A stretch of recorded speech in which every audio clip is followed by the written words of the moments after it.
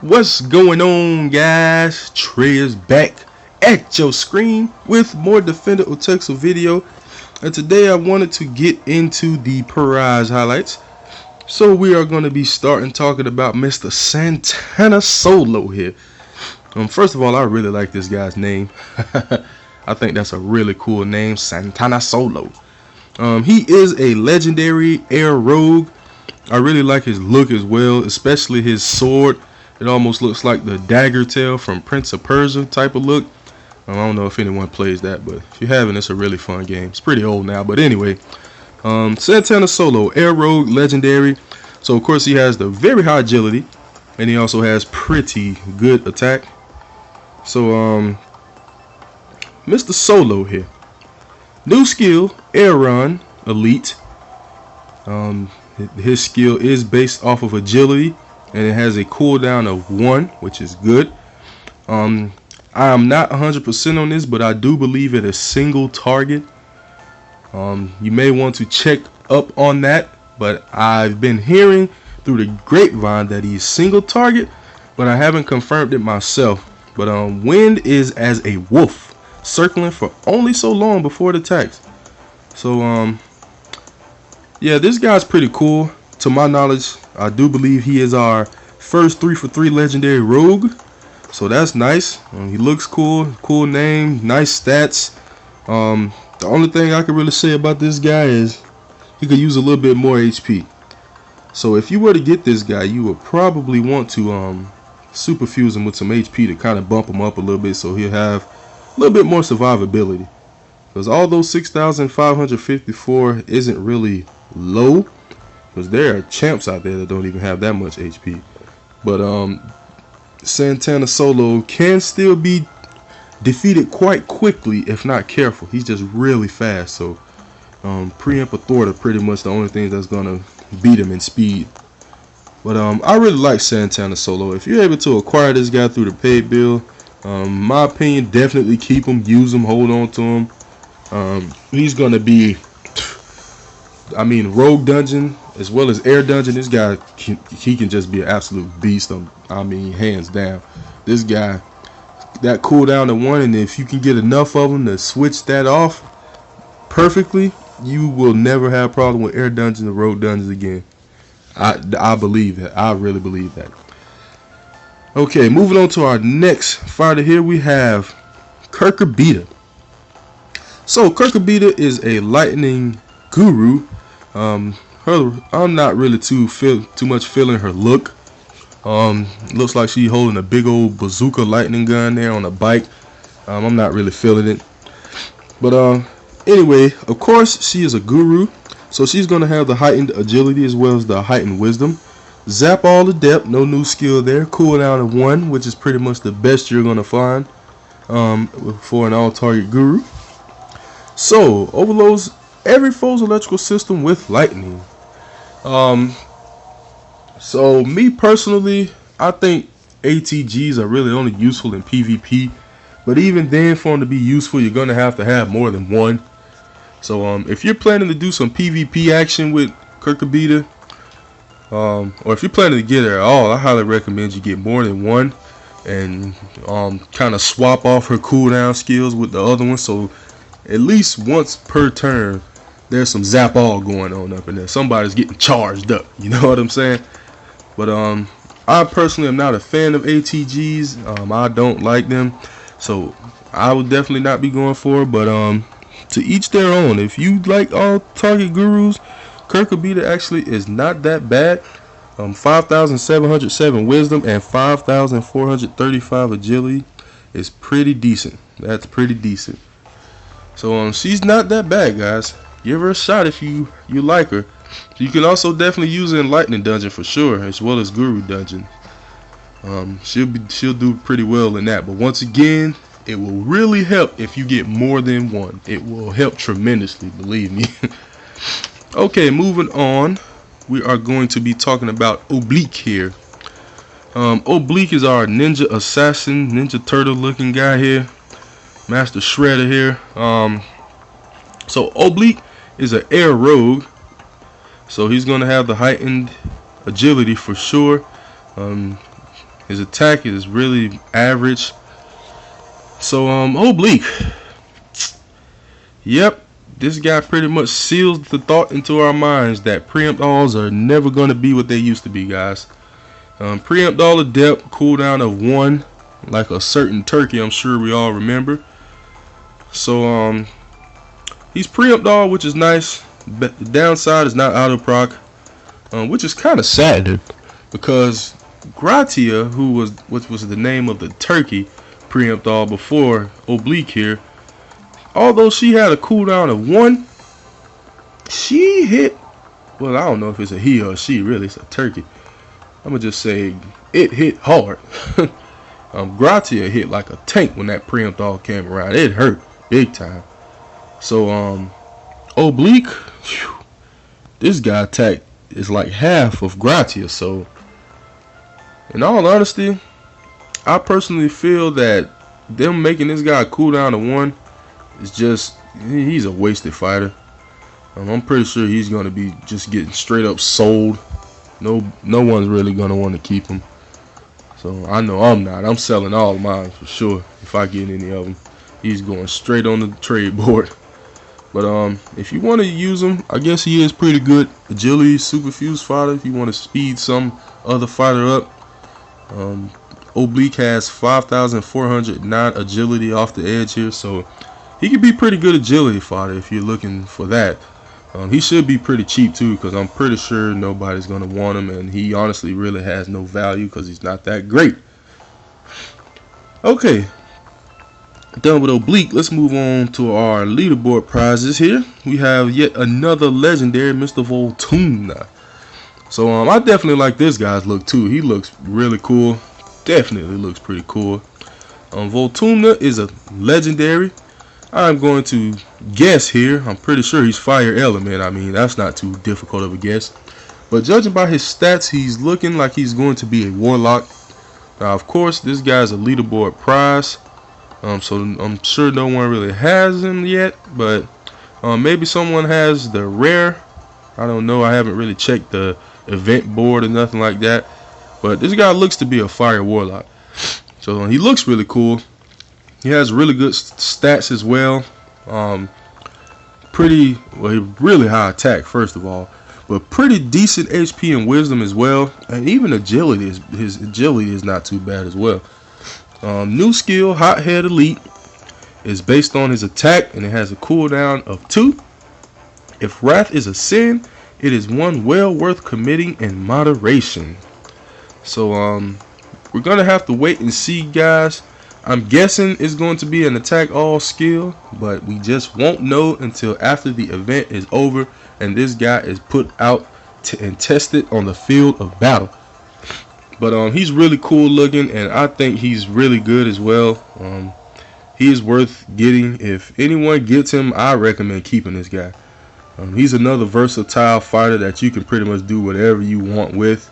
You can superfuse him with whatever you want. You can use him however you want. He's a really versatile fighter. He looks really good, guys. He's a keeper for sure. And last but not least, we have our points prize here, Mr. Relics. Yeah, nothing too shiny here, guys. Relics is a Earth champ. He is the recolor of Ironclad, the preempt rogue. So yeah, Relics.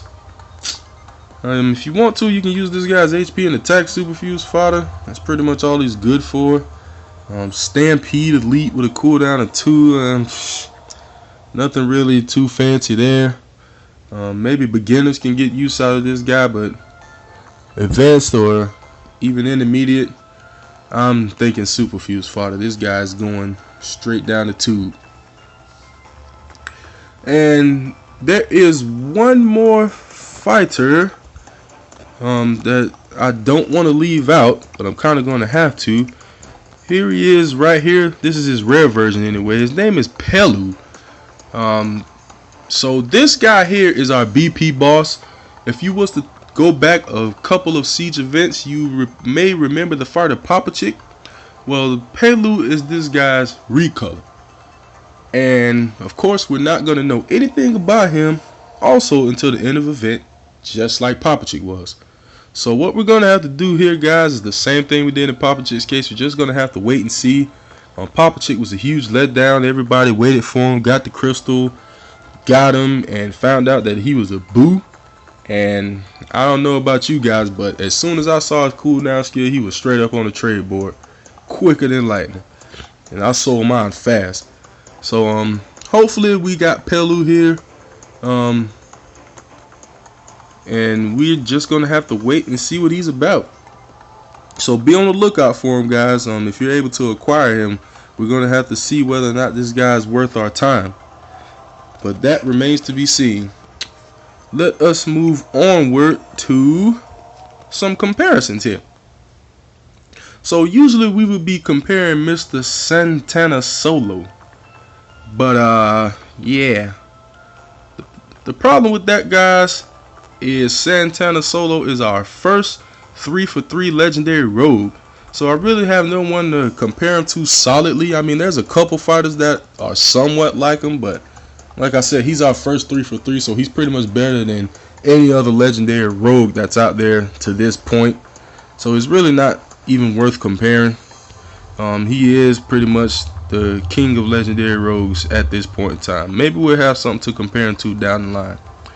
But moving on to our next fighter, which will be Curcubita. Our closest fighter we're going to have to her is right here, Mr. Arenathia. So they're both lightning gurus. They're both zap all adept with a cooldown of 3-1. But the stats are where the difference is, guys. Curcubita is just a pumped up version of Arenathia here. Curcubita has 164 more HP, 215 more attack, 76 more defense, 475 more wisdom, and 454 more agility. So if you find yourself using Arenathia here, you might want to do some swapping, because Curcubita is going to be where it's at in that all target guru lightning department. Okay then, our next fighter we're going to be comparing is Mr. Oblique. And we're going to do it a little bit different here than I usually do it, but this is pretty much the best comparison I could find. The man we all know and love, Mr. Derpanius. Derp for short. So, yeah, just like in that, I forget exactly which event it was, but when Gratia came out, everybody was thinking that she was going to be the one to trump Inzuna, until we found out she had a cooldown of 1, and then it was like, well, she's trash. Inzuna's still on top.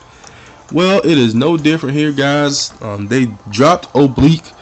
Gratia had better stats than Inzuna. Oblique has better stats than Derpanius. 170 more HP, 130 more attack, 87 more defense, 125 more wisdom, 318 more agility, and they're both preempt all adept. But here is where Oblique is just much more inferior. Although Oblique is statistically better than Derpanius, Derp is auto proc and Oblique is not, and that means more than one may think. That is major, guys, especially when it comes to preempt. Derp is auto proc, so every time he swipe, he's cracking with that preempt all every turn, guys. But as for Mr. Oblique here, he has a cooldown turn. So yeah, that just makes him so inferior, guys. Oblique is just bleh. He's just nothing compared to Derp. Even though he has the better stats, he doesn't have the auto proc, and that is what kills him. So yeah, I mean, if you want to use Oblique, go ahead, but Derp just stomps him out. Now the next one we have to compare is our leaderboard legendary Voltumna, and I am going to compare him to Ouija. They're both warlocks. Voltumna is fire, Ouija is water, and statistically Voltumna is the better fighter. 543 more HP, 765 more attack, 166 more defense, 485 more wisdom, 221 more agility. Now, as I stated earlier, we don't know Voltumna's skill yet. Hothead Elite, I'm guessing it's going to attack all, but we don't know that for certain just yet. Ouija Bee's skill, although it doesn't really specify, his attack does hit all. So we already know for certain he does. They both have a cooldown of 3-2, so these are really similar fighters, guys. It's just Voltuna is better statistically, and if his skill hits all, then he will be a better fighter than Ouija Bee. The main difference being Voltuna's fire, Ouija Bee's water. So they're gonna have different uses. You can use them both in the Warlock dungeon, but you definitely want to take them to their respective elements if an elemental dungeon comes around. But they're both really good fighters, guys. Do not downgrade Ouija Bee just because Voltuna is better. Ouija Bee is a really good fighter. He's very versatile, just like a few of the other fighters we've been getting in here recently. And last but not least, against my better judgment, I guess I did go ahead and do a comparison for Mr. Relics. The comparison that I thought was closest to Mr. Relics is right here, Mr. Namtar.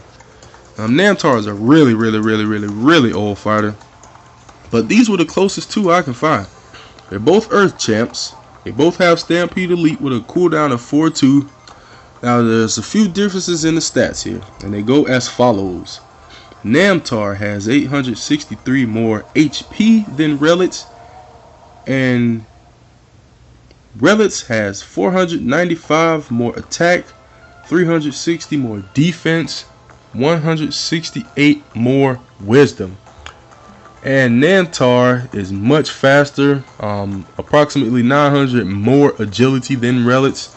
So it's pretty much going to what you're looking for. Attack, defense, wisdom, is that more important to you, or is HP and agility of greater importance? Either way, if you're using these fighters, it's up to you who you want to pick. But in all honesty, they both should have been super fused or traded away a long time ago, because they're both not really good. So there you have it, guys, our prize highlights for Siege Event 6. Thank you for watching. Please continue to like, favorite, subscribe, share, comment, and everything else. And I will be back at your screen with more dot videos soon, guys. Later.